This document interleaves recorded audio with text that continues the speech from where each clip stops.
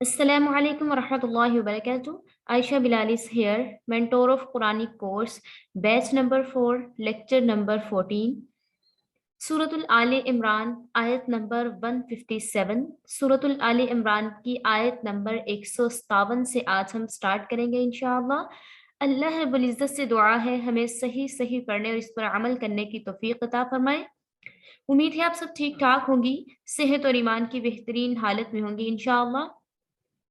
बिस्मिल्लाहिर्रहमानिर्रहीम। शुरू अल्लाह के नाम से जो बड़ा मेहरबान नहायत रहम वाला है। वाला इन और अलबत्ता कुल तुम मारे जाओ फी सबीलिल्लाहि अल्लाह रब्बुल इज्जत के रास्ते में, औ मुतुम या तुम मर जाओ, लमगफिरतुन यकीनन बख्शिश है, मिनल्लाहि अल्लाह ताला की तरफ से, व रहमतुन और रहमत है, खैरुन बेहतर, मिम्मा इससे जो यजमाऊन वो जमा कर रहे हैं। और अगर तुम लोग अल्लाह ताला के रास्ते में मारे जाते हो तो जरूर अल्लाह ताला के पास आपके लिए मगफिरत और उसकी रहमत है, जो कि इन चीजों से बेहतर है जो लोग आप चीजें जमा कर रहे हैं।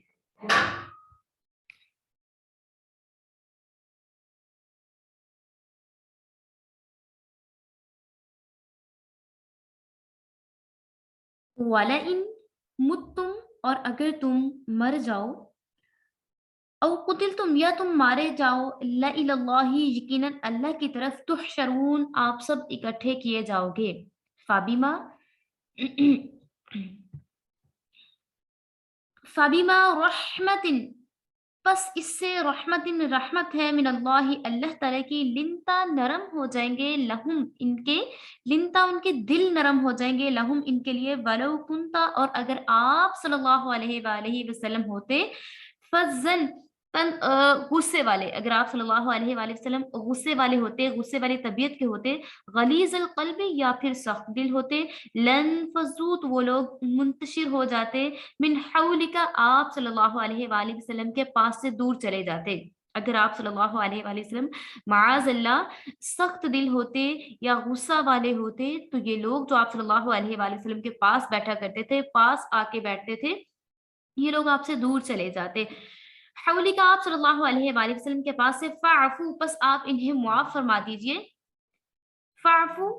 बस आप इन्हें मुआफ़ फरमा दें, अन्हुम इन्हें, वस्तगफिर और बख्शिश मांगे, लहुम इनके लिए, वशाविरहुम और मशवरा करें उनसे, फिल अमरी कामों में, फ़इज़ा फिर जब, अज़मता आप सल्लल्लाहु अलैहि वसल्लम इरादा कर लें, फ़तवक्कल तो भरोसा करें, अलल्लाह अल्लाह ताला पर, इन्नल्लाह बेशक अल्लाह ताला, युहिब्बुल मुतवक्किलीन दोस्त रखता है भरोसा करने वालों को। अब यहाँ पे बात हो रही है, जैसे कि पहले हम पिछली आयत को रिवाइज कर लेते हैं कि पिछली आयत में, गुज़श्ता आयत में मुनाफ़िकीन की ये बात को कहा गया था कि अगर मुसलमान हमारे पास ठहरे रहते, सफ़रे जहाद में ना जाते तो वो ना मरते और ना ही कत्ल होते। मुनाफ़िकीन ने ये बातें की, मुसलमानों को बातें सुनाई, उनको ताने देने शुरू किए कि अगर मुसलमान हमारे पास रहते,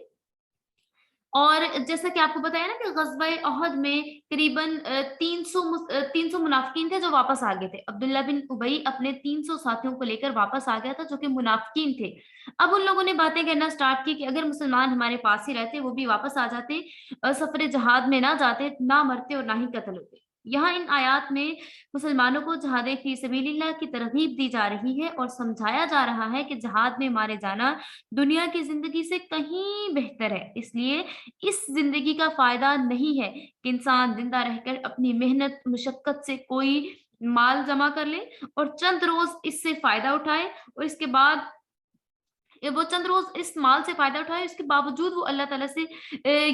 रखे कि अल्लाह ताला उसको उतना ही अजर देगा जितना कि एक अल्लाह ताला के रास्ते में मारे जाने वाले को अजर मिलता है, यानी कि जितना शहीद का बदला है। जितना शहीद को अजर दिया जाएगा, इतना ही वो समझता है कि शायद मुझे अजर दिया जाएगा। तो उन्हें बता दीजिए कि दुनिया की चीज़ें, ये दुनिया की ज़िंदगी ऐसी नहीं है जिसमें खालिस नफ़ा ही हो, ठीक है? और ये जो दुनिया है ये फ़ानी है, चंद रोज़ा है और कुछ देर के लिए है। इनके लिए आपने जो जमा किया हुआ माल है, ये यहीं पे रह जाएगा और इसका कोई फ़ायदा नहीं होगा। اور جیسا کہ پہلے بھی بیان ہو چکا ہے کہ موت کا ایک ٹائم مقرر ہے اور ہر نفس کو موت اللہ رب العزت کی طرف سے ہی آتی ہے، اور اللہ رب العزت ہی ہے جو کہ موت دینے والا ہے، چاہے وہ گھر میں بیٹھے ہوئے دے دے، چاہے وہ میدان جنگ میں دے دے، لیکن میدان جنگ میں دی جائے گی تو اس کا اجر و ثواب زیادہ ہوگا۔ تو یہاں پہ یہ بات کی جا رہی ہے۔ اب ساتھ ہی ساتھ مسلمانوں کو تنبیہ کی جا رہی ہے، مشورہ کرنے کی ہدایت کی جا رہی ہے کہ غزوہ احد میں بعض اہل ایمان سے کچھ غلطیاں ہوئی تھیں، مسٹیکس ہوئی تھیں، جس سے یہ کہ رسول اللہ صلی اللہ علیہ وآلہ وسلم کا دل غمگین ہوا تھا۔ آپ صلی اللہ علیہ وآلہ وسلم جو تھے وہ ان سے ناراض بھی ہو سکتے تھے، ان پہ غصہ بھی کر سکتے تھے، لیکن یہاں پہ بیان کیا جا رہا ہے کہ آپ صلی اللہ علیہ وآلہ وسلم نہ تو غصے والے ہیں اور نہ ہی سخت دل ہیں، غلیظ القلب فظن، نہ ہی غصے والے ہیں اور زبان بہت تیزی سے بولنے والے نہیں ہیں، نہ ہی ان کا دل بہت سخت ہے، بلکہ آپ صلی اللہ علیہ وآلہ وسلم نرم ہے، نرمی سے بات کرنے والے ہیں۔ آپ صلی اللہ علیہ وآلہ وسلم، صحابہ کرام کو بتایا جا رہا ہے کہ آپ کو لازمی چاہیے کہ آپ مشورہ کر لیں آپ صلی اللہ علیہ وآلہ وسلم سے، کوئی بھی کام ہے آپ کے درمیان میں رسول اللہ صلی اللہ علیہ وآلہ وسلم موجود ہے، اس لیے آپ ان سے مشورہ کیجئے اور اللہ رب العزت پر بھروسہ رکھیے۔ اگر کبھی آپ کو فتح مل جاتی ہے، کبھی آپ کو شکست مل جاتی ہے، اس کے باوجود اگر آپ اللہ رب العزت پہ بھروسہ رکھیں گے تو آپ اللہ تعالیٰ ایسے لوگوں کو اپنا دوست رکھتا ہے۔ ینصرکم اللہ، اگر مدد کرے تمہاری اللہ، فلا غالبہ، تو نہیں غالب آنے والا، فلا غالب لکم، تو نہیں غالب آنے والا تم پر کوئی، وَإِن يَخْذُلْكُمْ، اور اگر تمہیں کوئی چھوڑ دے، فمن، تو کون، ذا، وہ، الذی، جو کہ ینصرکم من بعدہ، تمہاری مدد کرے گا اس کے بعد، وعلی اللہ، اور اللہ پر، فلیتوکل المؤمنون، چاہیے مسلمانوں کو، چاہیے ایمان والوں کو کہ اللہ رب العزت پر بھروسہ رکھیں۔ اگر اللہ تعالیٰ تمہارا ساتھ دے تب تک تم سے کوئی جیت نہیں سکتا، اگر تمہارا ساتھ نہ دے، اگر اللہ رب العزت کی ذات تمہارا ساتھ نہ دے تو ایسا کون ہے جو کہ تمہاری مدد کر سکے؟ اور اللہ تعالیٰ پر جو بھروسہ رکھتے ہیں، جو ایمان والے اللہ تعالیٰ پر بھروسہ رکھتے ہیں، اللہ تعالیٰ انہیں کامیاب فرماتا ہے۔ اب یہاں پہ بار بار مسلمانوں کو بتایا جا رہا ہے کہ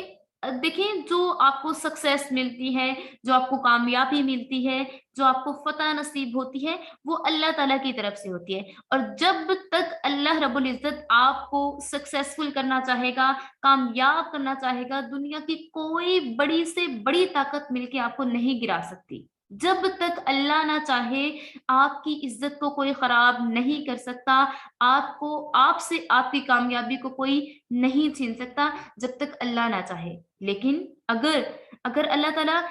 چاہتا ہے، اگر اللہ تعالیٰ آپ کا ساتھ نہ دے، اگر اللہ تعالیٰ آپ سے ناراض ہو جائے، آپ کا ساتھ نہ دے، تو کوئی ایسی شخصیت نہیں ہے، کوئی ایسی پاور نہیں ہے جو کہ آپ کی مدد کر سکے۔ اللہ تعالیٰ کے علاوہ کوئی آپ کی مدد نہیں کر سکتا، کوئی آپ کو کامیاب نہیں کروا سکتا، کوئی آپ کو شکست سے نہیں بچا سکتا۔ تو کامیابیاں کس کے پاس ہیں؟ اللہ رب العزت کے پاس۔ ہر طرح کی کامیابی، کسی میدان میں بھی کامیابی ہو، وہ گھر میں کامیابی ہے، وہ امتحان میں کامیابی ہے، وہ جہاں مرضی، وہ دنیا میں کامیابی ہے، وہ آخرت کی کامیابی ہے، وہ کہیں پہ بھی عزت کی بات ہے۔ اگر آپ کو عزت دینے والی ذات ہے وہ اللہ رب العزت کی ذات ہے، وہی آپ کو عزت عطا فرمائے گا، وہی آپ کو کامیابیوں سے نوازے گا، وہی آپ کو فتح عطا فرمائے گا، وہی آپ کو دنیا والوں کے سامنے سکسیسفل، کامیاب ترین بنا کے دکھائے گا۔ جب تک اللہ چاہے گا کوئی آپ کو نہیں گرا سکتا۔ اور اسی طریقے سے جب اللہ تعالیٰ آپ کا ساتھ چھوڑ دے، جب اللہ تعالیٰ ساتھ چھوڑ دے تو کوئی ایسی پاور نہیں ہے، کوئی ایسی طاقت نہیں ہے جو آپ کی مدد کر سکے آپ کو کامیاب بنانے کے لیے۔ تو اس لیے ہم نے کامیابیاں کس سے مانگنی ہے؟ اللہ رب العزت سے۔ کس کا دامن پکڑ کے رکھنا ہے؟ اللہ رب العزت کی ذات کا۔ کس کی رحمت مانگنی ہے؟ اللہ رب العزت کی رحمت مانگنی ہے۔ ٹھیک ہے، ایک اور بات آپ کو، اگر یہاں پہ عزت کی بات کر رہے ہیں تو آپ کو ایک بات بتاتے چلوں کہ جب ہم جمعۃ المبارک، آج جمعۃ المبارک کا ہی دن ہے، جب جمعۃ المبارک کا دن ہو اور مغرب کی نماز پڑھنے کے بعد آپ جو ہے 41 بار پڑھ لیتے ہیں یا معزو، پہلے درود شریف پڑھ لیجئے، اس کے بعد آپ نے 41 بار پڑھنا ہے یا معزو یا معزو یا معزو پڑھنے کے بعد آپ نے دوبارہ سے درود پاک پڑھنا ہے. اس کے بعد اپنے ہاتھوں پہ پھونک مار کے اپنے چہرے پہ لگا لینا ہے. ٹھیک ہے. تو اس سے کیا ہوگا, اس سے اللہ تعالیٰ آپ کو اتنی عزت عطا فرمائے گا, اتنی کامیابی عطا فرمائے گا کہ دنیا والے حیران رہ جائیں گے کہ اس بندی کو, اس کو تو کوئی کچھ سمجھتا ہی نہیں تھا, اس کو اتنی بڑی کامیابی مل گئی, اس کو اتنی عزت مل گئی. اس طریقے سے اللہ تعالیٰ آپ کو عزت عطا فرمائے گا اگر آپ یا معزو پڑھا کریں. اور اس کے علاوہ اگر آپ کو کہیں محسوس ہو کہ میری عزت خراب کرنے والے یا کوئی مجھے ڈی گریڈ کرنے والا ہے, کسی کے سامنے میری عزت کو خراب کرے گا یا مجھ پہ کوئی جھوٹی بات کر دے گا کہ آج کے دن تو میں بے عزت ہونے سے نہیں بچ سکتی کسی سے, یا کوئی بھی ہے, اگر آپ کو اس طرح سے لگے یا کوئی ایسی بات ہو جائے کہ آپ کو لگے کہ اب تو خیر نہیں ہے, اب تو کوئی بھی بے عزتی ہونے سے نہیں بچا سکتا, تو دین آپ کو چاہیے یاسین کی جو آخری آیت ہے نا, لاسٹ والی جو آیت ہے وہ آپ نے پڑھ لینی ہے. ٹھیک ہے. یاسین کی فسبحان الذی بیدہ ملکوت کل شیء والیہ ترجعون, یہ میرے ذہن سے تھوڑی سی نکل گئی تھی لیکن شکر ہے یاد آ گئی. فسبحان الذی بیدہ ملکوت کل شیء والیہ ترجعون, یہ ہر نماز کے بعد آپ لوگ 11 بار پڑھ لیا کریں. تو اس سے دیکھیے گا کہ اللہ تعالیٰ کس طریقے سے کوئی جو مرضی کوشش کر لے تو آپ کی عزت کو کوئی خراب نہیں کر سکتا, آپ کو ایک بہترین پروٹیکشن مل جاتی ہے. ٹھیک ہے. تو یہ ہو گیا. اور اب ہم پڑھتے ہیں اگلی آیت کی طرف. وما کانا, اور نہیں ہے, لنبیجن کسی نبی کے لیے, وما کانا لنبیجن, اور نہیں یہ کسی نبی کی شان, ان یغل کہ وہ چھپائے, ومن اور جو یغلل چھپائے گا, یاتی لائے گا, بما غل جو اس نے چھپایا ہو, یوم القیامت قیامت کے روز, ثم توفی کل نفس پھر ہر شخص پورا پورا پائے گا, ما کسبت جو اس نے کمایا, وہم لا یظلمون اور کسی پر کوئی ظلم نہیں کیا جائے گا. افمن اتبع رضوان اللہ, اور کیا جس نے پیروی کی اللہ تعالیٰ کی رضا کے لیے, کمن باء بسخط,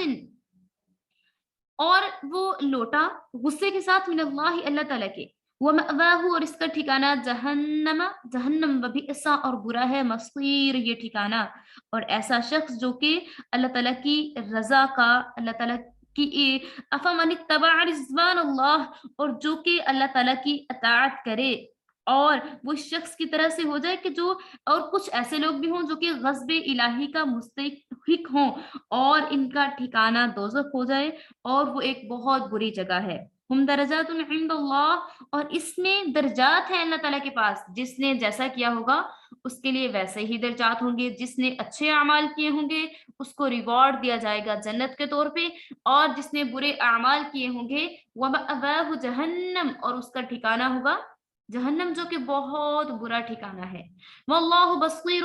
بما یعملون, اور اللہ تعالیٰ دیکھنے والا ہے جو جو عمل ہم کر رہے ہیں, جو جو اعمال ہم کر رہے ہیں, جیسے جیسے ہم کام پرفارم کر رہے ہیں. اللہ رب العزت کی ذات ہر چیز کو انویجیلیٹ کر رہی ہے, ہر چیز کو اچھے طریقے سے دیکھ رہی ہے, جانچ رہی ہے, اور وہ چیزیں کاؤنٹ ہو رہی ہیں, لکھی جا رہی ہیں. یہاں پہ اس آیت میں پہلا جو جملہ بولا گیا ہے, وما کان لنبی ان یغل, اور نبی کی یہ شان نہیں کہ وہ کچھ چھپا کر رکھیں یا خیانت کریں.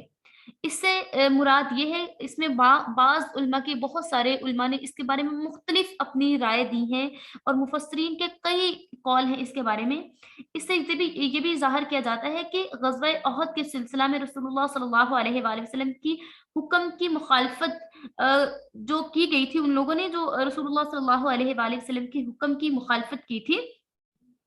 کہ مینس کہ انہوں نے باہر نکل کے جنگ نہیں کی, منافقین نے باہر نکل کے جنگ نہیں کی. اور یہاں پہ یہ بیان کیا جا رہا ہے کہ آپ صلی اللہ علیہ وآلہ وسلم تو امین ہیں, آپ تو امانت دار ہیں, آپ تو ہر چیز کو کھول کر بیان کرتے ہیں, لیکن اگر ان لوگوں کو بچانے کے لیے آپ صلی اللہ علیہ وآلہ وسلم خاموش رہیں گے یا چھپا لیں گے, کیونکہ آپ صلی اللہ علیہ وآلہ وسلم کو تب نہیں معلوم تھا کہ یہ لوگ منافقین ہیں. ٹھیک ہے. تو یہاں پہ ہے کہ اگر یہ لوگ چھپاتے ہیں یا پھر یہ آپ صلی اللہ علیہ وآلہ وسلم ان چیزوں کو چھپا لیں گے, تو یہ وہ چیزیں ظاہر ہو جائیں گی قیامت کے روز, اور اللہ تعالیٰ ان چیزوں کو ظاہر کر دے گا اور جن لوگوں نے جیسے اعمال کیے ہوں گے انہیں پورے کا پورا بدلہ دیا جائے گا۔ اور اس کے علاوہ اس میں یہ بھی کچھ علماء کرام کے نزدیک اس طرح سے بھی ہے کہ اس میں نبی کریم صلی اللہ علیہ وآلہ وسلم کو اللہ رب العزت کی ذات فرما رہی ہے کہ کسی نبی کے لیے نہیں ہے کہ وہ کچھ بھی چھپا لیں، لائک اگر ان پر کوئی وحی اللہ تعالیٰ کی طرف سے نازل ہوتی ہے، حق و صداقت کی باتیں ہیں یا کوئی بھی چیزیں ہیں، وہ آپ صلی اللہ علیہ وآلہ وسلم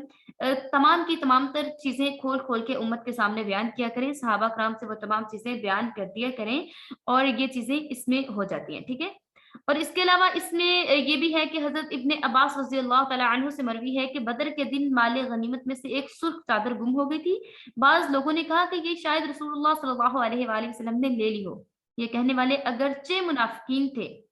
جیسا کہ بعض روایات میں منقول ہے کہ یہ بات ممکن ہی نہیں تھی کہ کسی مسلمان نے یہ تصور بھی کیا ہو کہ وہ جو چادر تھی وہ رسول اللہ صلی اللہ علیہ وآلہ وسلم نے لی ہو، کیونکہ مسلمان ایسا سوچ نہیں سکتے۔ اور یہ بات کس نے کی ہوگی؟ منافقین نے یہ بات پھیلا دی کہ شاید یہ چادر رسول اللہ صلی اللہ علیہ وآلہ وسلم نے رکھ لی ہوگی۔ تو تب یہ آیات نازل ہوئی اور بتایا کہ کوئی نبی ایسا نہیں ہے جو چیزوں کو اپنے پاس رکھ لے یا چیزوں کو چھپا لے، اگر ان پر وحی نازل کی جاتی ہے تو وہ ٹھیک ٹھیک کھل کے بیان کر دیتے ہیں، ہر چیز کو واضح کر کے بیان کر دیتے ہیں، اور اسی طریقے سے کوئی چیز بھی وہ اپنے پاس نہیں رکھتے۔ اور آپ صلی اللہ علیہ وآلہ وسلم نبی ہونے کی وجہ سے امین کامل بھی ہیں، امین بھی ہیں۔ نبی ہونے سے پہلے بھی آپ صلی اللہ علیہ وآلہ وسلم امین تھے، امانت دار تھے، اور نبی ہونے کے بعد بھی امین کامل ہیں۔ لقد من اللہ، ہاں جی، یہاں پر ساتھ ہی ساتھ یہاں پہ بیان کیا گیا ہے کہ جو اللہ تعالیٰ کی رضا اختیار کرے گا، اللہ تعالیٰ کی اطاعت کرے گا، اسے جنت عطا کی جائے گی، اور جو ہے اللہ تعالیٰ کے غضب کا نشانہ بنے گا، مستحق ہوگا غضب کا، جو خیانت کرے گا، خیانت جیسے اعمال کرے گا، تو ان کا ٹھکانہ جہنم ہوگی، جو کہ بہت برا ٹھکانہ ہے۔ اور اس میں درجات ہیں اللہ تعالیٰ کے ہاں، جو کوئی برے اعمال کرے گا اس کو ویسے ہی درجات دیے جائیں گے، اور جو کوئی اچھے اعمال کرے گا اس کو ویسے درجات دیے جائیں گے، اس کو جنت میں اعلیٰ درجات دیے جائیں گے۔ اللہ تعالیٰ ہر چیز کا دیکھنے والا ہے اور اللہ تعالیٰ کو ہر چیز کے بارے میں علم ہے۔ لقد من اللہ علی المؤمنین اذ بعث، لقد البتہ من اللہ احسان کیا اللہ تعالیٰ نے علی المؤمنین ایمان والوں پر، ہم پہ، تحقیق اللہ تعالیٰ نے مومنین پر، مسلمانوں پر احسان کیا ہے، اذ بعث فیہم رسولا، اور ان نے بھیجا ایک رسول کو، من انفسہم، اور جو کہ انہیں یتلو پڑھ کے سناتا ہے، علیہم ان پر، آیات ہی، اس کی آیات، اس رب کی آیات پڑھ کے سناتا ہے، وَيُزَكِّيهِمْ، اور انہیں پاک کر دیتا ہے، وَيُعَلِّمُهُمُ الْكِتَابَ، اور انہیں سکھاتا ہے کتاب، والحکمت، اور حکمت کی باتیں، وَإِن كَانُوا مِن قَبْلُ لَفِي ضَلَالٍ مُبِينٍ، اور البتہ یہ لوگ پھر بھی، اس سے پہلے یہ لوگ کھلی گمراہی میں پڑے ہوئے تھے۔ اور در حقیقت اللہ رب العزت نے مسلمانوں پر بہت بڑا احسان کیا ہے کہ ان میں اس بعث فیہم رسولا، ان میں ایک ایسے پیغمبر کو مبعوث فرمایا جو ان لوگوں کو اللہ رب العزت کی آیات پڑھ پڑھ کر سناتا ہے اور لوگوں کو پاک کرتا ہے، انہیں وہ علم سکھاتا ہے، اور انہیں جو وہ پہلے نہیں جانتے تھے، انہیں کتاب حکمت کی باتیں سکھاتا ہے، اور انہیں وہ تمام چیزوں کے بارے میں، ان تمام چیزوں کے بارے میں آگاہ کرتا ہے جن کے بارے میں یہ نہیں جانتے تھے، اور اس سے پہلے یہ لوگ گمراہی میں پڑے ہوئے تھے۔ اللہ تعالیٰ نے ان پر احسان عظیم کر دیا۔ اللہ تعالیٰ نے مومنین پر بڑا ہی احسان کیا ہے۔ قرآن کریم میں یہ ایک واحد مثال ہے جو اللہ تعالیٰ نے اپنے بندوں پر کھول کے بیان کی ہے، کھول کے احسان کو بتایا ہے، جتلایا ہے۔ یوں تو انسانوں پر اللہ تعالیٰ کے بے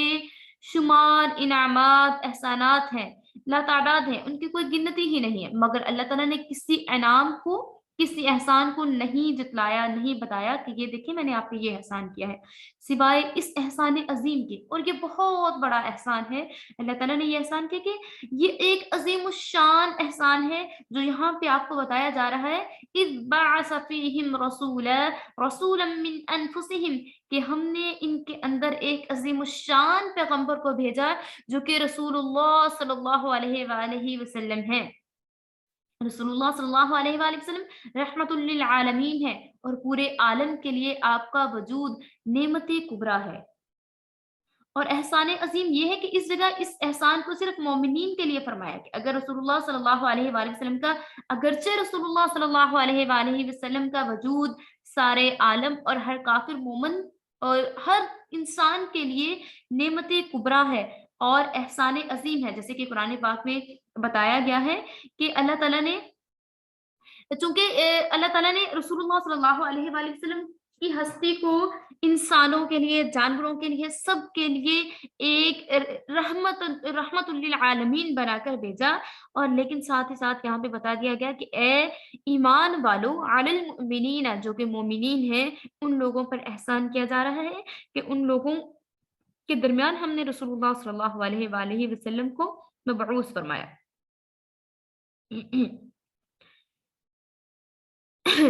इस बाअस फीहिम रसूलन मिन अनफुसिहिम, और हमने रसूल भेजा इनके दरमियान इन्हीं लोगों में से,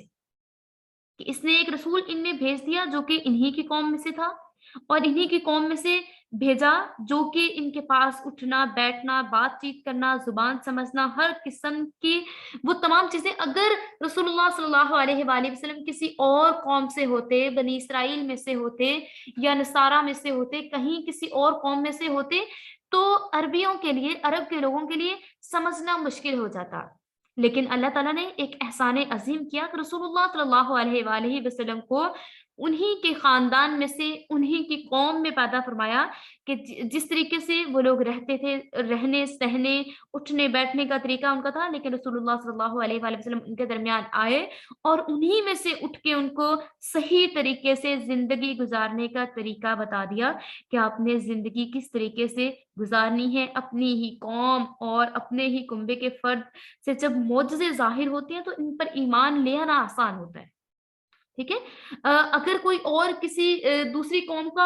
बंदा इस तरह से उसको बना दिया जाता है, पैगंबर बना दिया जाता है, तो अरबियों के लिए थोड़ा इसको डिफिकल्ट हो जाता है, इसको समझना, इसको लेना और इन बातों को समझना, उनकी जुबान को समझना। लेकिन अल्लाह ताला ने उन पर बहुत बड़ा एहसान किया। या फिर अगर कोई जिन या फरिश्ता रसूल बनकर आता तो इसका मोजज़ा देखकर ये ख्याल कर लेना मुमकिन ही नहीं था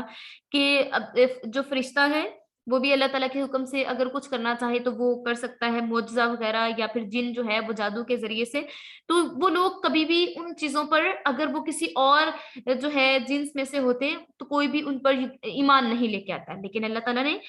मिन अनफुसिहिम, इन्हीं के दरमियान में से रसूलुल्लाह सल्लल्लाहु अलैहि वसल्लम को रसूल बनाकर भेजा, जो कि मुअज़्ज़ज़ तरीन और बुलंद तरीन औसाफ के मालिक थे। रसूलुल्लाह सल्लल्लाहु अलैहि वसल्लम की 4 सिफ़ात यहाँ पे बयान की गई हैं। पहली सिफ़त बयान की गई कि जो कि पढ़कर सुनाता है आपको आयात। अल्लाह रब्बुल इज़्ज़त ने रसूलुल्लाह सल्लल्लाहु अलैहि वसल्लम को मबऊस फरमाया। रसूलुल्लाह सल्लल्लाहु अलैहि वसल्लम जो है इन्हें यतलू अलैहिम आयातिही, जो कि इन्हें पढ़ के सुनाता है आयात। तिलावत का ताल्लुक अल्फाज से है और तिलावत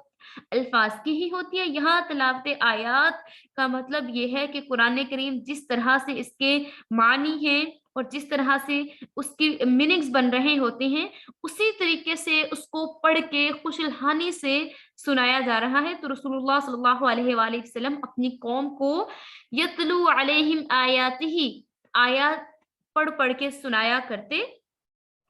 वो युज़क्कीहिम, और इन्हें पाक करते।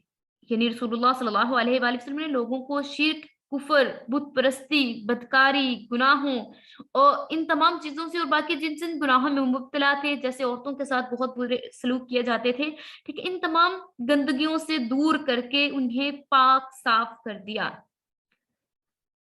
तीसरी सिर्फ यहाँ पे है तालीम, उन्हें तालीम दी गई। किताब अल्लाह की, किताब अल्लाह ताला की किताब जो है कुरान करीम, उसकी तालीम दी। रसूलुल्लाह सल्लल्लाहु अलैहि वसल्लम ने उन्हें वो चीज़ समझाई और वो उन तमाम चीज़ों के बारे में उन्हें वाज़िया कर दिया जो कि उन्हें वयुअल्लिमुहुमुल किताबा, और उन्हें सिखाया किताब का इल्म। रसूलुल्लाह सल्लल्लाहु अलैहि वसल्लम ने उन्हें किताब का इल्म सिखाया, किताब के बारे में पढ़ना सिखाया, उसमें क्या-क्या चीज़ें हैं, किस-किस चीज़ के मीनिंग्स हैं, वो तमाम चीज़ें पढ़नी सिखाई। चौथी चीज़ तालीम, तालीम हिकमत। वल-हिकमत, और हिकमत की बातें सिखाई रसूलुल्लाह सल्लल्लाहु अलैहि वआलिहि वसल्लम ने। तालीम हिकमत, हिकमत से मुराद हदीस व सुन्नत सल्लल्लाहु अलैहि वआलिहि वसल्लम है। रसूलुल्लाह सल्लल्लाहु अलैहि वआलिहि वसल्लम ने जो जिंदगी गुजारी, जिस तरीके से जिंदगी गुजारी, जिस तरीके से पानी पिया, जिस तरीके से उठे बैठे अमाल किए, वो सुन्नत है। और जो रसूलुल्लाह सल्लल्लाहु अलैहि वआलिहि वसल्लम ने बोल के बताया, अमल करके, वो हदीस है। जो आप सल्लल्लाहु अलैहि वसल्लम ने कहा वो हदीस, और जो किया वो सुन्नत।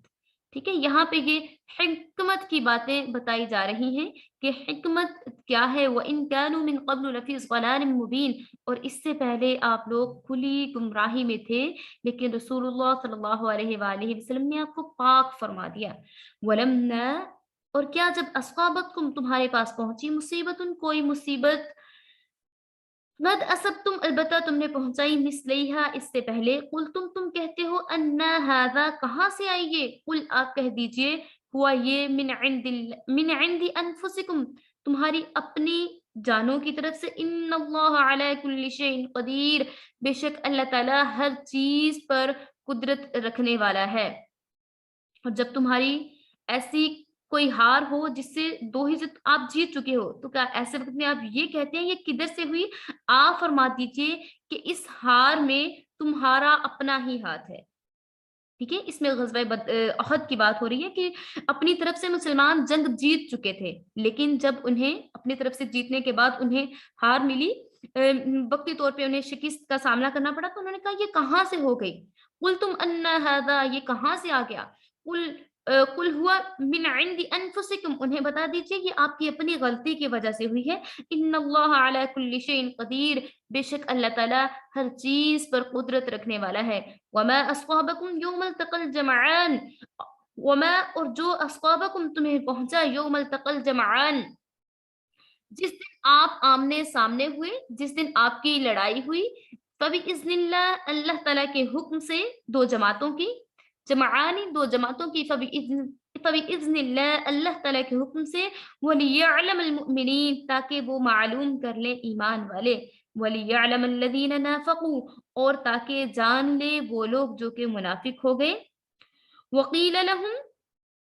और कहा गया इन्हें, तालौ, आओ, कातिलू, लड़ो, फी सबीलिल्लाहि, अल्लाह ताला के रास्ते में, अविदफउ, या अपना दिफा कर लो। कौलू, वो बोले, लो नअलमु, क्या हम जानते हैं, क़ितालन, जंग क्या होती है, लत्तबअनाकुम, तो हम जरूर तुम्हारा साथ देते, हुम लिल कुफ्री, जैसे कि कुफ्र के लिए, यौम इज़िन, इस दिन, अक़रबु मिनहुम लिल ईमान, ये ज्यादा करीब है ईमान के।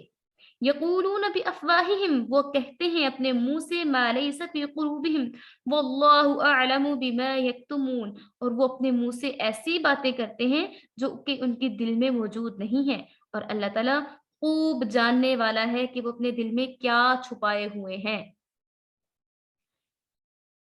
الذين قالوا لإخوانهم وقعدوا لو अताऊना मा कुतिलू, और ऐसे लोग हैं जो अपने भाइयों की निस्बत के बारे में कहते हैं, वक़अदू, और वो बैठे रहते हैं, लो अताऊना, कि वो हमारी बात मानते, मा कुतिलू, वो ना मारे जाते। कुल, कह दीजिए, फदगऊ, तुम हटा दो, अन अनफुसिकुम, अपने जानों को, मौता, मौत से, इन कुंतुम सादिकीन, अगर तुम सच्चे हो। अब यहाँ पे बात की जा रही है, जैसे कि ये बात पहले भी गुजर चुकी है, इसकी तशरीह पहले से भी गुजरी है, जो कि आपको बताई जा चुकी थी। यहाँ पे ऊपर भी काफ़ी जंग ओहद के बारे में ही, वाक़यात के बारे में ही ज़िक्र होता चला आ रहा है। मुसलमान जो परेशान थे, उन्हें कहा जा रहा है, उन्होंने कहा कि ये कैसे हो गया? हम तो करीबन जंग जीत चुके थे, लेकिन हमें दोबारा से शिकस्त का सामना कैसे करना पड़ा? तो यहाँ पे अल्लाह ताला फरमा रहा है, आप उन्हें बता दीजिए कि आपकी अपनी गलती की वजह से ये ऐसे हुआ है, और एक ये आप पर आज़माइश भी थी। आपको पहली दफ़ा अल्लाह ताला ने 1000 फरिश्ते भेजकर बदर के मैदान में कामयाबी अता कर दी थी, लेकिन आपने इग्नोर किया रसूलुल्लाह सल्लल्लाहु अलैहि वसल्लम की बात को, इसलिए आप पर ये आजमाइश डाली गई ताकि आप इससे सबक सीखें। ठीक है, और दूसरी बात यहाँ पे की जा रही है कि जो रईसुल मुनाफिकीन था, अब्दुल्ला बिन बिन उबई, ठीक है, इसके साथियों के मुतालिक आयत नाज़िल हुई कि उन्होंने कहा कि जो 300 लोग वो अपने साथ लेके आया था, और जब वो लोग वापस गए तो उन्होंने जाके मुसलमानों से कहना शुरू कर दिया कि अगर आप लोग हमारे साथ वापस आ जाते तो ना तो आपकी जानें ज़ाया जाती, ना ही आपको इतनी तकलीफ बर्दाश्त करना पड़ती, और ना ही आप जो है वो इस कदर तकलीफ में मुब्तला होते। तो यहाँ पे ये चीज़ उनको बताई जा रही है, कुल फदरऊ अन अनफुसिकुम अनफुसिकुमुल मौत इन कुंतुम सादिकीन, कि आप सल्लल्लाहु अलैहि वसल्लम फरमा दीजिए, अच्छा तो वो लोग जो अपने ऊपर से मौत को हटा रहे हैं, उन्हें लग रहा है कि मौत कभी भी उनके पास नहीं आ सकती, तो उन्हें बता दीजिए आप खुद को मौत से बचा लीजिएगा अगर आप सच्चे हों। अब देखें, जो मौत का एक टाइम मुकर्रर है वो तो आकर रहनी है, तो ये मौत तो उन्हें भी आएगी जो ये बातें कर रहे हैं। तो उनको यहाँ पे बताया जा रहा है कि मौत बरहक है, आपको घरों में बैठे हुए भी आ जाएगी, लेकिन जिन्होंने मैदान में हासिल कर ली मौत, वो सक्सेसफुल हैं, वो कामयाब हैं, क्योंकि वो शहादत के रुतबे पर फ़ाइज़ हो गए। वला तहसबन्नल्लज़ीना क़ुतिलू फ़ी सबीलिल्लाह, और ना हरगिज़ ख़्याल करो जो लोग मारे गए हैं अल्लाह रब्बुल इज़्ज़त के रास्ते में, अमवातन, कि वो मुर्दा हैं। इन लोगों को बताया जा रहा है कि आप समझते हैं कि जो मैदाने अहद में मारे गए हैं वो मुर्दा हैं, नहीं, ऐसी कोई बात नहीं है। बल अहयाउन, बल्कि वो ज़िंदा हैं, इंदा रब्बिहिम युरज़क़ून, और वो अपने रब की तरफ से दिए हुए रिज़्क को इस्तेमाल कर रहे हैं और खा रहे हैं, उनको अल्लाह ताला की तरफ से रिज़्क भी मिलता है। फरिहीना, वो खुश हैं, उनको बताया जा रहा है मुनाफिकीन को, फरिहीना, वो लोग खुश हैं जो कि मैदाने ओहद में 70 लोग शहीद हो गए, वो खुश हैं बिमा आताहुमुल्लाहु, जो उन्हें दिया अल्लाह ताला ने, मिन फज़लिही, अपने फज़ल से, व यस्तबशिरूना, और खुशखबरी है उन लोगों के लिए, बिल्लज़ीना, उन लोगों की तरफ से, लम यल्हक़ू, नहीं जिन्हें मिलेगी, बिहिम, इनसे, मिन खल्फ़िहिम, इनके पीछे, अल्ला खौफ़ुन अलैहिम वला हुम यहज़नून, ना ही उन पे कोई खौफ होगा और ना ही वो गमगीन होंगे। यस्तबशिरूना, वो तो खुशियाँ मना रहे हैं। यस्तबशिरूना, वो खुशियाँ मना रहे हैं, बिनिअमतिन, नेमत, जो उन्हें नेमतें दी गई हैं अल्लाह ताला की तरफ से, मिनल्लाहि, अल्लाह ताला की तरफ से, व फ़ज़लिन, और फ़ज़ल, व अन्नल्लाह, और बेशक अल्लाह ताला, ला युज़ीअु अज्रल मुमिनीन, नहीं ज़ाया करता अजर मोमिनीन का। अब इन आयात में बताया जा रहा है कि जो लोग बातें करते थे कि अगर आप हमारा कहना मान लेते, घरों में बैठे रहते तो ना मारे जाते, जिस तरह से कत्ल हुए हैं और आप इससे भी महफूज रहते, तो उन लोगों को बताया जा रहा है कि आप लोगों की सोच बहुत छोटी है। आप ये जो सोच रहे हैं कि ये लोग मारे गए, वो मारे नहीं गए। उन्हें एक खास तरह की जिंदगी नसीब हो गई है जो कि आम मुर्दों को नहीं मिलती। इनको अल्लाह ताला का कुर्ब हासिल हुआ है और वो बहुत आली दर्जात और मुकामात पर फायज हुए हैं। जन्नत का रिज़्क मिला है, शुहदा की अरवाह जन्नत की सैरें करती हैं, और शुहदा बेहद मसरूर और बेइंतहा खुश होते हैं कि अल्लाह ताला ने अपने फज़ल से उन्हें शहादत अता फरमाई और अपनी अज़ीमुश्शान नेमतों से नवाज़ा। हज़रत इब्ने अब्बास रज़ियल्लाहु तआला अन्हु से रवायत है, रसूलुल्लाह सल्लल्लाहु अलैहि वसल्लम ने फरमाया कि जब वाक़या ओहद में तुम्हारे भाई शहीद हुए तो अल्लाह ताला ने उनकी अरवाह को सब्ज़ परिंदों के जिस्म पर रख कर आज़ाद कर दिया। वो जन्नत की नहरों और बागात के फलों से अपना रिज़्क हासिल करते हैं, फिर इन कंदीलों में आ जाते हैं, फिर उन चिरागों में आ जाते हैं जो इनके लिए अर्शे रहमान के नीचे मुअल्लिक़ हैं। जो कि अल्लाह रब्बुल इज़्ज़त के अर्श के नीचे एक बड़ी-बड़ी कंदीलें या बड़े-बड़े चिराग हैं, उनके अंदर उनकी रूहें वापस आ जाती हैं और वो जन्नत के बागात की, नहरों की, फलों की वो सैर भी करते हैं और उधर से अपना रिज़्क भी हासिल करते हैं। जब इन शुहदा ने अपनी राहत और ऐश की ये ज़िंदगी देखी तो कहने लगे कि हमारे मुतल्लिक़ीन, जो हमारे रिश्तेदार हैं वो दुनिया में हमारे मरने से गमगीन हैं। क्या कोई हमारे हालात की उनको खबर पहुँचा सकता है ताकि वो हम पर गम ना करें और वो भी जिहाद की कोशिश करते रहें? तो अल्लाह ताला ने फरमाया कि हम तुम्हारी खबर उनको पहुँचाए देते हैं, उन्हें बता देते हैं कि आप कितने अच्छे अच्छे तरीके से अपनी ये जो आपको इसके बाद शहादत के बाद आप किस तरीके से गुज़ार रहे हैं, किस तरीके से आप रह रहे हैं, تب یہ آیات مبارکہ نازل ہوئی اور فرمایا کہ دیکھیے شہداء وہ ہیں یستبشرون، وہ تو خوشیاں منا رہے ہیں جو اللہ تعالیٰ کی طرف سے انہیں نعمتیں دی گئی ہیں، یستبشرون بنعمت من اللہ، جو انہیں اللہ تعالیٰ کی طرف سے نعمتیں عطا کی گئی ہیں وہ تو اس پہ بڑے خوش ہیں، وہ تو بڑی خوشیاں منا رہے ہیں اور اللہ تعالیٰ کا فضل سے بہت خوش ہو رہے ہیں کہ اللہ تعالیٰ نے انہیں اتنا اجر عطا فرما دیا۔ اس کے علاوہ شہداء کے متعلق دوسرے پارے میں سورۃ البقرہ کی آیت نمبر 154 میں بھی فرمایا گیا ہے وَلَا تَقُولُوا لِمَن يُقْتَلُ فِي سَبِيلِ اللَّهِ أَمْوَاتٌ بَلْ أَحْيَاءٌ وَلَكِن لَا تَشْعُرُونَ، اور جو لوگ اللہ رب العزت کے راستے میں دین کے لیے قتل کر دیے جائیں یا مارے جائیں، ٹھیک ہے، ان کی فضیلت ایسے ہے، انہیں مردہ مت کہیں، وہ معمولی مردے کی طرح مردے نہیں ہیں بلکہ وہ زندہ ہیں، وہ حیات ہیں اور وہ حیات ہیں اور اللہ تعالیٰ کی طرف سے دیے ہوئے رزق کو خرچ بھی کرتے ہیں۔ اور بہت دفعہ ایسے بھی ہوا ہے کہ بعض شہداء کی جب کسی وجہ سے ان کی قبر مبارک شک ہو گئی تو بہت لوگوں نے دیکھا کہ ان کی باڈیز جو تھی بالکل ٹھیک ٹھاک پڑی ہوئی تھی۔ اسی طریقے سے امام مالک رحمہ اللہ تعالیٰ نے لکھا ہے کہ احد کے پہاڑ کے نیچے ایک برساتی نالا بہتا ہے جو ایک بار بہت زور سے وہ بہا تو جس کے باعث وہاں سے جتنی بھی لاشیں وغیرہ تھی وہ ظاہر ہونا شروع ہو گئی۔ جیسے ہی وہ لاشیں ظاہر ہونا شروع ہوئی تو ان میں سے بلڈ ابھی تک نکل رہا تھا، ان میں سے جو خون تھا وہ ابھی تک نکل رہا تھا۔ تو اس لیے لوگوں نے جب یہ چیزیں دیکھی تو وہ بہت حیران ہوئے کہ رسول اللہ صلی اللہ علیہ وآلہ وسلم نے جو فرما دیا تھا، یا اللہ تعالیٰ نے جو فرما دیا ہے یستبشرون بنعمت من اللہ، کہ اللہ تعالیٰ کی طرف سے جو انہیں نعمتیں دی گئی ہیں ان پر وہ خوشیاں منا رہے ہیں، تو یہ چیزیں ہیں کہ ان کی باڈیز بھی خراب نہیں ہوتی، جس طریقے سے ان کی باڈیز ہیں ویسے ہی رہتی ہیں۔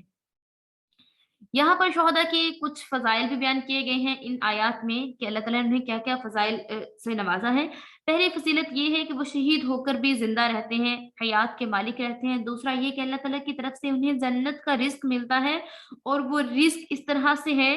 کہ کوئی اگر ایک فروٹ ہے اس کی اس نے ایک بائٹ لی ہے، ایک فروٹ ہے لائک وہ مینگو کہہ لے، کوئی آم ہے، آم کو اس نے ایک بائٹ لی ہے، اس کو بائٹ اب اس کا ٹیسٹ الگ ہوگا، اگین اس نے بائٹ لی ہے، اس کا ٹیسٹ الگ ہوگا۔ جب تک وہ اس مینگو کو، آم کو کھاتا جائے گا اس کا ٹیسٹ پہلے سے زیادہ میٹھا، پہلے سے زیادہ لذیذ ہوتا جائے گا۔ پھر جب وہ دوسرا کھائے گا اس پھل کا ٹیسٹ الگ ہوگا۔ اسی طریقے سے اس کی جو خواہش ہوگی، وہ سامنے دیکھے گا ایک پرندہ ہے، پرندے کی طرف دیکھے گا، اس کا دل چاہے گا کہ یہ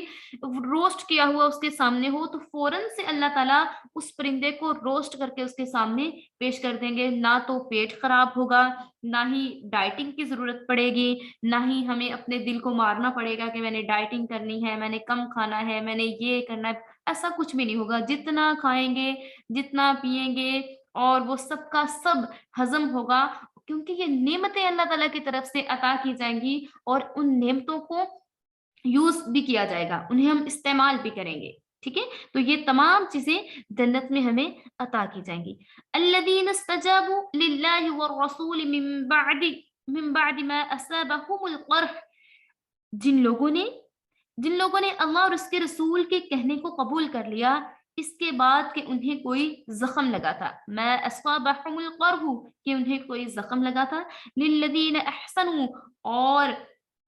للذین ان لوگوں کے لیے، احسنوا جنہوں نے نیکی کی، منہم ان میں سے، واتقوا اور پرہیزگاری کی، اجر عظیم ان کے لیے اجر عظیم ہے۔ جن لوگوں نے رسول اللہ صلی اللہ علیہ وآلہ وسلم کی باتوں کو قبول کر لیا، ان کی باتوں کو مان لیا، اور ان کی وجہ سے میدان احد میں یا جنگ میں انہیں کوئی زخم لگا، اللہ تعالیٰ ایسے لوگوں کی نیکیوں کو قبول کرتا ہے جو کہ نیک اور متقی ہیں، ان کے لیے اجر عظیم ہے۔ الذین، وہ لوگ جو قال کہا، لہم ان کے لیے، الناس لوگوں نے، ان الناس کے لوگ، قد جمعوا جمع کیا ہے، لکم تمہارے لیے، فخشوہم پس ڈرو ان سے، اور ان میں ایسے لوگ ہیں جو لوگوں سے کہتے کہ ہیں لوگوں سے کہ آپ نے جو سامان جمع کیا ہے آپ اپنا سامان جمع کیجئے. سو ان سے کہیے فزادہم ایمانا، تو کیا اس طریقے سے وہ اپنے ایمان کو زیادہ کر لیں گے. وقالوا حسبنا اللہ، انہوں نے کہا کافی ہے ہمارے لیے اللہ، ونعم الوکیل، اور وہ کیسا اچھا سازگار ہے. ان لوگوں نے کہا کہ ہم نے سامان جمع نہیں کیا. قال الذین قال لهم الناس ان الناس قد جمعوا لکم فخشوہم، بس وہ اللہ تعالیٰ سے ڈرتے رہے اور انہوں نے آخرت کے سامان کو جمع کر لیا. فزادہم ایمانا، تو ان کے ایمان کو بڑھا دیا گیا. اور انہوں نے کہا ہر طرح کے کام میں انہوں نے کہہ دیا حسبنا اللہ، ہمیں اللہ کافی ہے، ہمیں دنیاوی مال جمع کرنے کی ضرورت نہیں، ہمیں اللہ ہی کافی ہے. حسبنا اللہ، کافی ہے اللہ. ونعم الوکیل، جو کہ بہترین کارساز ہے، ہر چیز کو بہترین طریقے سے ٹھیک کرنے والا ہے. فانقلبوا، پھر وہ لوٹے بنعمت من اللہ، اللہ تعالیٰ کی نعمت کے ساتھ، وفضل اور فضل کے ساتھ، لم یمسسہم، انہیں نہیں پہنچتی، سوءن کوئی برائی، واتبعوا، اور انہوں نے پیروی کی، رضوان اللہ، اللہ تعالیٰ کی رضا کی، واللہ ذو الفضل عظیم، ذو فضل عظیم، اور اللہ تعالیٰ بڑے فضل والا ہے. انما، اس کے سوا نہیں ہے، ذالکم، یہ کہ الشیطان، شیطان، یخوف، ڈراتا ہے، اولیاءہ، اپنے دوستوں کو، فلا تخافوہم، سو ان سے نہ ڈرے، وخافونی، اور ڈرے مجھ سے، ان کنتم مؤمنین، اگر تم ایمان والے ہیں. ایک قول کے مطابق یہ آیات غزوہ حمراء الاسد کے متعلق نازل ہوئی تھی، جس کی مختصر کیفیت یہ تھی کہ جب لشکر کفار احد سے مکہ کی طرف واپس ہوا تو رستہ میں یہ خیال ہوا کہ ہم نے بڑی غلطی کی ہے، ایسی کامیابی کے بعد مسلمانوں کو یوں ہی زندہ چھوڑ کر چلے آئے. بہتر یہی تھا کہ انہیں ختم ہی کر دیا جاتا. آپس میں یہ لوگ مشورہ کرنے لگے، پھر مدینہ کی طرف چل پڑے کہ مسلمانوں کا کام تمام کر دیا جائے. یہ ویسے بھی مسلمان کافی شکستہ حالت میں ہیں، ان کے کافی لوگ جو ہیں وہ شہید ہو چکے ہیں. تو اب ہمیں چاہیے، اب یہ لوگ جو تھے لشکر کفار تھا، انہوں نے سوچا کہ اب ہم مسلمانوں میں جو تھوڑے لوگ بچ گئے ہیں انہیں بھی ختم کر کے آ جاتے ہیں. رسول اللہ صلی اللہ علیہ وآلہ وسلم کو جب یہ خبر ملی کہ کفار دوبارہ سے حملہ کرنے کا ارادہ رکھتے ہیں، تو آپ صلی اللہ علیہ وآلہ وسلم نے مدینہ میں اعلان فرما دیا کہ جو لوگ جنگ احد میں ہمارا ساتھ دیں گے، ہمارے ساتھ لڑائی میں شریک ہوں گے، دشمن کا پیچھا کرنے کے لیے وہ تیار ہو جائیں. مسلمان مجاہدین جو تھے انہوں نے شدید زخم کھائے ہوئے تھے، زخموں سے بہت ان کے زخم جو تھے بہت زخموں سے چور چور تھے، اور زخموں کی مرہم پٹی کا ارادہ کر رہے تھے کہ ابھی ہم جو ہے اپنی بینڈیج وغیرہ کر لیں اور اپنی پٹی وغیرہ کر لیں. آپ کا اعلان سنتے ہی وہ اپنے زخموں کو بھول کے اور آپ کے ساتھ چلنے کے لیے تیار ہو گئے. رسول اللہ صلی اللہ علیہ وآلہ وسلم ان مجاہدین کو لے کر مقام حمراء الاسد جو مدینہ سے 8 میل دور ہے وہاں پہنچے. کفار کو جب یہ خبر ملی کہ مسلمان ان کے تعاقب میں چلے آئے ہیں اور اللہ تعالیٰ نے ان کے دلوں میں مسلمانوں کا رعب اور دہشت ڈال دی. حالانکہ اگر وہ سوچتے تو وہ یہ بھی سوچ سکتے تھے نا، مسلمان تو اتنے زیادہ ابھی زخم ان کو اتنے زیادہ آئے ہوئے ہیں، اتنے زیادہ پریشانی کی حالت میں ہیں، تو ہم ان کا مقابلہ کر سکتے ہیں. انہیں جیسا کہ انہوں نے سوچا تھا کہ ہم مسلمانوں کو ختم کر دیں، تو وہ یہ سوچ سکتے تھے کہ ہم ایزیلی مسلمانوں کو ختم کر سکتے ہیں. لیکن اللہ رب العزت نے ان کے دلوں میں مسلمانوں کا رعب اور دہشت طاری کر دی، اور دوبارہ سے حملہ کا ارادہ انہوں نے جو تھا اس کو ختم کر دیا. انہوں نے کہا کہ اب ہم حملہ نہیں کریں گے، اس کو منسوخ کر کے مکہ کی طرف بھاگ نکلے. اتفاق سے ایک تجارتی قافلہ مدینہ کو جا رہا تھا، تو ابو سفیان نے جو اس وقت تک کفار مکہ اور لشکر کفار کا سردار تھا، اس نے ان قافلہ والوں کو کچھ مال دے کر آمادہ کیا کہ وہ مدینہ پہنچ کر ایسی خبریں اڑا دیں کہ جس کو سن کر مسلمان ہماری طرف سے مرعوب اور خوفزدہ ہو جائیں. چنانچہ ان قافلے والوں نے مدینہ پہنچ کر کہنا شروع کر دیا کہ مکہ والوں نے بڑا بھاری لشکر اور سامان مسلمانوں کے لیے تیار کر لیا ہے. یہ سن کر مسلمانوں کے دلوں میں خوف و ہراس کی بجائے جوش ایمان بڑھ گیا اور کہنے لگے حسبنا اللہ ونعم الوکیل، کہ اللہ تعالیٰ کافی ہے، وہی ہمارا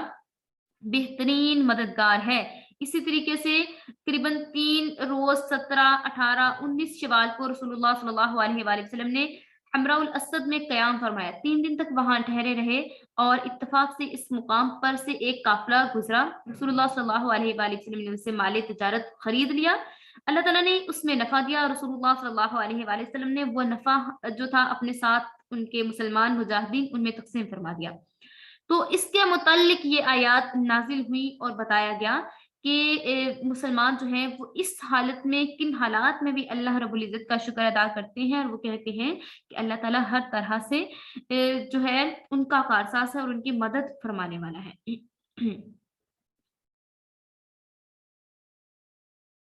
وَلَا يَحْزُنْكَ الَّذِينَ يُسَارِعُونَ فِي الْكُفْرِ، اور آپ صلی اللہ علیہ وآلہ وسلم غم نہ کریں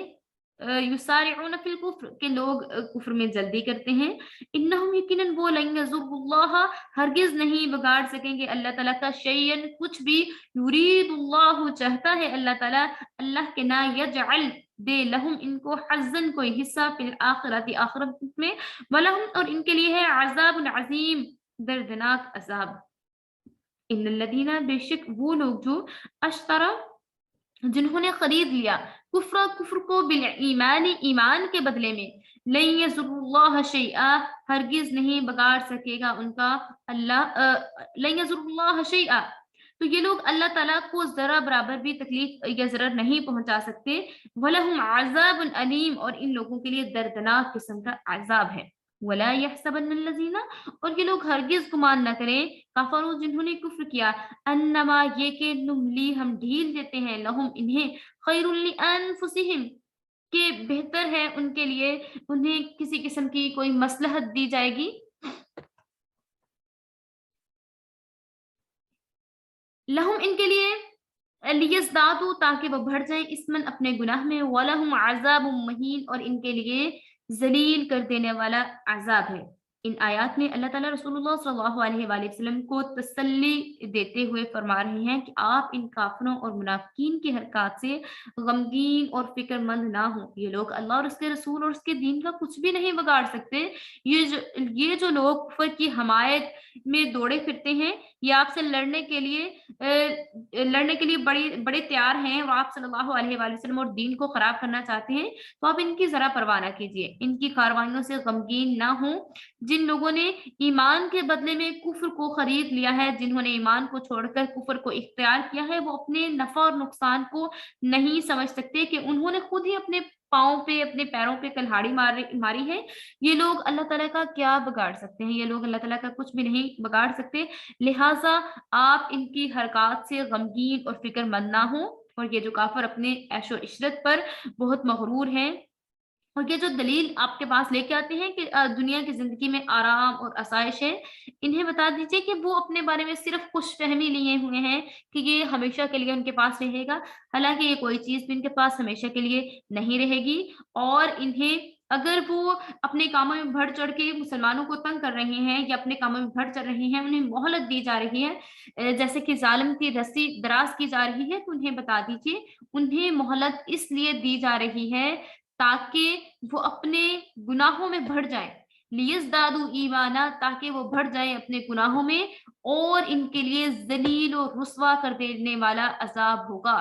ٹھیک ہے، یہاں پہ یہ بتایا جا رہا ہے کہ اگر کوئی ظلم کرتا ہے، اس کی رسی دراز ہو رہی ہوتی ہے، بڑھ رہی ہوتی ہے، ہمیں بظاہر یہ لگ رہا ہوتا ہے کہ اس کو ابھی تک اتنی ڈھیل اللہ تعالیٰ نے دی ہوئی ہے، ہمیں ہو رہا ہوتا ہے اس کو جلدی سزا ملنی چاہیے، یہ تو بہت ظلم کر رہا ہے، لیکن اللہ تعالیٰ فرما رہا ہے کہ اگر وہ توبہ طائب نہیں کرتا اور وہ ظلم کرتا جاتا ہے تو اللہ تعالیٰ اس کو ڈھیل دے رہے ہوتے ہیں کہ اس کو ایک دم سے لیزدادو اسما اور اس کے گناہوں کو بڑھاتے جاتے ہیں تاکہ اس کو ذلیل کر دینے والا عذاب دیا جائے۔ ما کان اللہ نہیں ہے اللہ کے لیے لیذر کہ وہ چھوڑے مؤمنین ایمان والے، اللہ تعالیٰ مسلمانوں کو اس حالت پر نہیں رکھنا چاہتے، ما کان اللہ نہیں ہے اللہ تعالیٰ لیذر المؤمنین کہ مسلمانوں کو چھوڑ دیں، علی ما انتم علی پر ما انتم جس پر ہیں، علیہ اس پر، حتی یہاں تک کہ یمیز الخبیثہ تاکہ پاک کر دیں، تاکہ جدا کر دیں خبیثہ ناپاک کو من الطیب پاک سے۔ اللہ تعالیٰ مسلمانوں کو اس حالت میں نہیں رکھنا چاہتے جب تک ناپاک کو پاک سے جدا نہ کر دیں۔ وما کان اللہ لیطلعکم اور نہیں ہے اللہ تعالیٰ کہ تمہیں خبر دے علی الغیب غیب کی، ولیکن اللہ، لیکن اللہ تعالیٰ ہے یجتبی چن لیتا من رسول ہی اپنے رسول کو، اپنے پیغمبر کو اللہ تعالیٰ خود چن لیتا ہے۔ اللہ تعالیٰ ایسے کاموں کا علم آپ کو نہیں بتاتا، لیکن ہاں جس چیز کا خود بتانا چاہے وہ بتا دیتا ہے، اور اللہ تعالیٰ کے پیغمبر ہیں ان کو چن لیا جاتا ہے۔ یجتبی من رسلہ من یشاء، اللہ تعالیٰ چن لیتا ہے اپنے پیغمبروں میں سے جو پیغمبر ہو، اس کو چن لیا جاتا ہے۔ فآمنوا، پس ایمان لے کے آئیے، باللہ اللہ تعالیٰ پر، ورسلہ اور اس کے رسولوں پر، وَإِن تُؤْمِنُوا وَتَتَّقُوا فَلَكُمْ أَجْرٌ عَظِيمٌ، اور ایمان لائیے اور پرہیزگاری اختیار کیجیے، بے شک آپ کے لیے اجر عظیم ہے۔ یہاں پہ مسلمان جو تھے وہ جیسا کہ انہیں غزوہ احد میں کوئی اتنے شدید مصائب پیش آ چکے تھے کہ یہ لوگ اگر اللہ تعالیٰ کے محبوب اور مقبول بندے ہوتے تو ان پر مصائب، لوگوں نے بات کرنا شروع کی کہ یہ لوگ اگر اللہ تعالیٰ کے مقبول اور محبوب بندے ہوتے تو ان پر یہ تکلیفیں اور مصائب وغیرہ آتے ہی نہ۔ تو یہاں پہ حکمتیں اور مصلحتیں ظاہر فرمائی جا رہی ہیں، اور مسلمانوں سے یہ وسوسہ دور کروایا جا رہا ہے، یہ باتیں واضح کر کے کہ اصل بات یہ ہے کہ اللہ تعالیٰ مسلمانوں کو اس گول مول حالت میں نہیں چھوڑنا چاہتا جس پر اب تک رہے ہیں۔ یعنی بہت سے لوگ جو ہیں وہ نفاق کی حالت میں، مینس کے منافق جو لوگ ہیں، بظاہر تو انہوں نے کلمہ پڑھ لیا تھا، ظاہری اور اسلامی اعمال کو کرنے کی بجائے انہوں نے صرف اور صرف یہ کیا ہوا تھا کہ صرف کلمہ پڑھ لیا تھا اور مسلمانوں کی جڑوں کو کھوکھلا کر رہے تھے۔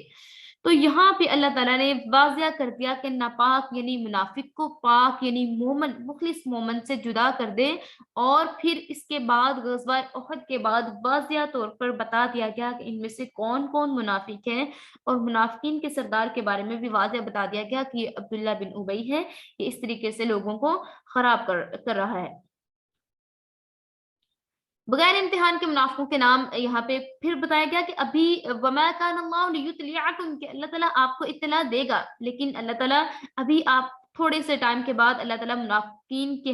جو نام ہیں رسول اللہ صلی اللہ علیہ وآلہ وسلم کو بتا دے گا، لیکن ابھی یہاں پہ بتا دیا گیا تھا وما کان اللہ لیطلعکم، کہ ابھی خبر نہیں دی، لیکن اللہ تعالیٰ آپ کو خبر دے گا علی الغیب، اللہ تعالیٰ آپ کو بتا دے گا کہ کون کون لوگ ہیں جو کہ اس میں سے منافقین ہیں، تاکہ آپ جو ہے صحیح اور غلط میں فرق کر سکیں۔ فآمنوا باللہ ورسولہ وإن تؤمنوا وتتقوا فلکم اجر عظیم، پس آپ کو چاہیے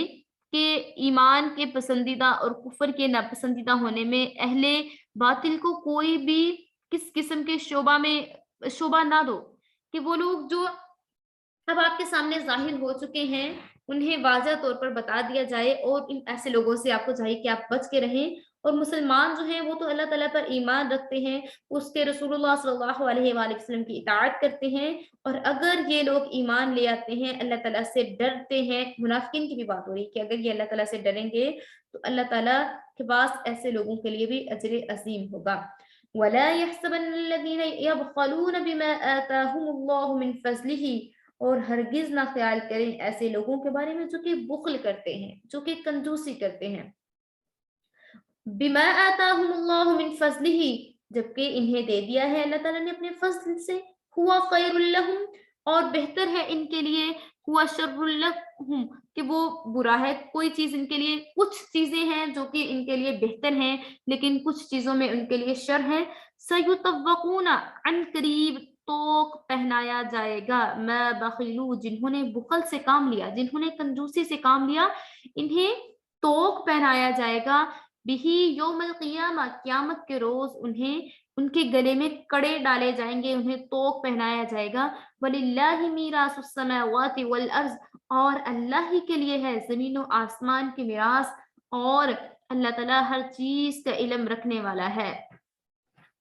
یہاں بخل کے بارے میں بات کی جا رہی ہے کہ جو لوگ کنجوسی سے کام لیتے ہیں، بخل سے کام لیتے ہیں، اللہ رب العزت کے راستے میں بالکل بھی خرچ نہیں کرتے، باقی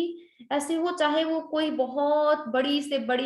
بڑا برانڈ یوز کر رہے ہوں، بڑے سے بڑی عام چیزوں پہ، ایک عام چیز خریدنے کے لیے، ضروریات زندگی کی چیزیں خریدنے کے لیے بجائے وہ ان کو وہ چیز کم پیسوں میں بھی مل جائے گی, اچھی چیز بھی مل جائے گی, اس کو لینے کے بجائے وہ مہنگی چیز لینا پسند کریں. لیکن جب ان سے کہا جائے اللہ رب العزت کے راستے میں خرچ کریں تو وہ جیب میں سکے ڈھونڈتے ہیں.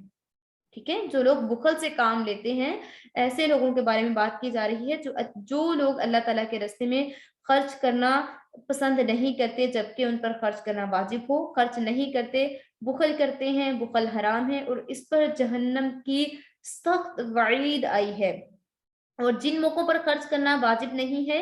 اور ایسے موقعوں پر وہ لوگ خرچ کر دیتے ہیں تو یہ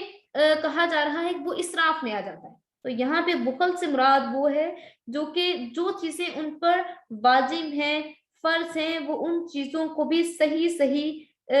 ادا نہیں کرتے. جیسے کہ کئی قسم کے واجبات ہیں, جیسے کہ اپنے اوپر اور اپنے عزیز و قارب کے اوپر خرچ کرنا, اپنے اوپر خرچ کرنا, اور جن کا نان نفقہ اس کے ذمہ ہے اس پر خرچ کرنا. دوسرا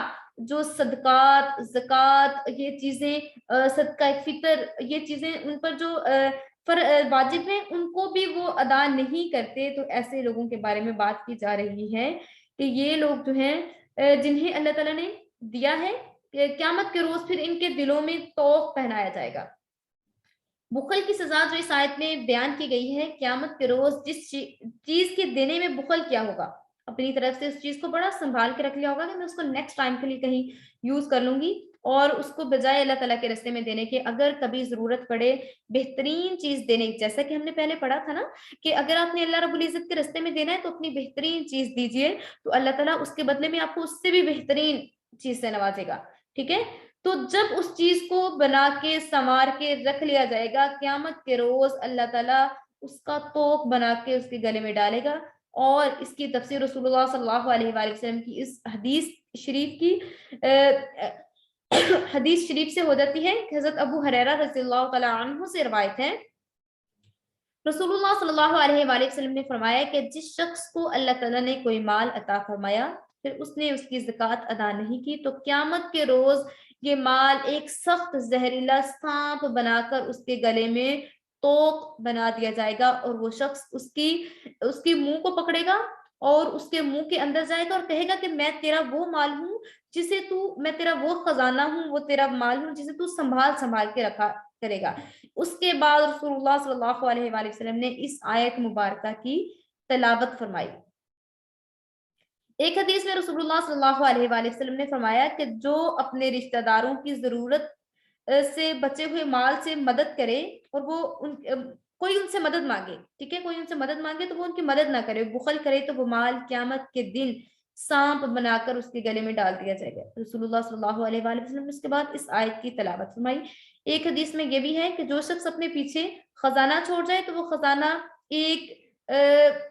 دو منہ والا سانپ, گنجا سانپ بن کر قیامت کے دن اس شخص کے پیچھے لگ جائے گا, اور وہ شخص گھبرا کر کہے گا کہ تو کیا چیز ہے, تو کیا بلا ہے, تو وہ کہے گا میں تیرا وہ خزانہ ہوں جس کو تو اپنے پیچھے چھوڑایا تھا اور تو نے لوگوں کو وہ چیز نہیں دی, لیکن تو اس کو پیچھے ویسے ہی چھوڑ آیا. تو اس طرح قیامت کے بہت سے عذابوں میں سے ایک عذاب یہ بھی ہوگا کہ جس شخص نے اپنے مال کو سنبھال کے رکھا کہ یہاں سے کنجوسی کر لوں, وہاں سے کنجوسی کر لوں, اور اس چیز کو سنبھال کے رکھوں, وہ چیز آپ کے کسی کام کی نہیں. جیسے ہی آپ کی ڈیتھ ہوئی آپ کے پیچھے والوں کی وہ ساری چیزیں ان کی ہو گئیں اور آپ کا کچھ بھی نہیں رہا. اس لیے اپنی زندگی ہی میں دینا سیکھیے, اللہ تعالیٰ کے راستے میں دینا سیکھیے, جتنا ہو سکتا ہے اللہ تعالیٰ کے راستے میں دیجیے. دیکھیے اگر آپ اللہ تعالیٰ کے راستے میں صدقہ کرتے ہیں تو صدقہ سے جو ہے وہ 70 بلاؤں کو ٹال دیتا ہے, 70 بلائیں آپ سے دور کر دی جاتی ہیں. آپ اس طریقے سے بھی صدقہ ادا کر سکتی ہیں کہ آپ پہلے سے صدقہ دے دیں کہ یہ اگر آپ پیسے دے رہے ہیں تو آپ یہ سوچ لیں کہ اگر یہ میں نے 500 دیا ہے یا میں نے یہ 100 دیا, کتنے بھی دیے, تو یہ میرے پورے مہینے کے ایڈوانس میں صدقہ دیا ہے, یا ڈیلی دے دیں, ڈیلی دیں گے تو اس کا اور زیادہ ثواب ہوگا. مستحق کو صدقہ دیں, ٹھیک ہے, مسجد کو صدقہ نہیں لگتا, یہ بات اپنے ذہن میں رکھیے. صدقہ مستحق کو لگتا ہے. مستحق وہ ہے جو کہ ہاں جی, اگر صدقہ آپ دے دیں گے اس میں ڈالنے کی بجائے نا, وہ گلا میں ڈالنے کی بجائے وہ تو اس میں یوز ہو جاتا ہے نا, اس کی تعمیر وغیرہ میں, اس کا ثواب الگ سے ملے گا کہ جب تک وہاں پہ اینٹ لگی رہے گی آپ کے نیم سے، وہ چیزیں جو آپ کے نام سے اس مسجد کی جہاں پہ مسجد وغیرہ بن رہی ہوگی نا، تو اس میں وہ چیزیں اگر استعمال ہو رہی ہوں گی، اس میں جو لوگ عبادت کریں گے تو آپ کو تب تک ثواب ہوتا رہے گا جب تک وہاں پہ عبادت کی جائے گی، ٹھیک ہے یہ چیز۔ لیکن صدقہ آپ کا وہاں پہ نہیں لگتا۔ صدقہ کس کو لگتا ہے؟ جو کہ مستحق ہوں زکوٰۃ کے، جو کہ مستحق ہوں آپ کے صدقات کے، جو لوگ نیڈی ہوں، لائک جو ہے یتیم ہے، غریب ہے، لا یسألون الناس الحافا، جو کہ لپٹ کر سوال نہیں کرتے، اس کے بارے میں بھی ہم پڑھ چکے ہیں۔ جو لوگ لپٹ کر سوال نہیں کرتے، جو آپ کے پیچھے نہیں پڑ جاتے کہ مجھے دیں مجھے دیں مجھے دیں، بلکہ آپ کو پتا ہوتا ہے کہ آپ کے محلے میں کون ایسا ہے جس کے گھر میں کوئی کمانے والا نہیں ہے، کون ایسا ہے جس کے گھر میں اگر کوئی کمانے والا بھی ہے تو وہ اس کی نیڈ پوری نہیں ہو رہی، اس کی ضروریات پوری نہیں ہو رہی۔ ویسے ہی آج کل اتنی مہنگائی کا دورہ ہے، ضروری نہیں ہے کہ آپ نے رمضان المبارک میں ہی دینا ہے، رمضان المبارک میں دیں گے تو زیادہ نیکیاں بڑھ جائیں گی، زیادہ اجر و ثواب ملے گا، لیکن عام ڈیز میں بھی آپ دیکھتے رہا کریں، ارد گرد آپ کو جہاں لگے کہ اس کو ضرورت ہو سکتی ہے اس کو لازمی دے دیا کریں۔ آپ کے دینے سے کیا ہوگا؟ آپ کی نیکیوں میں اضافہ ہوگا۔ آپ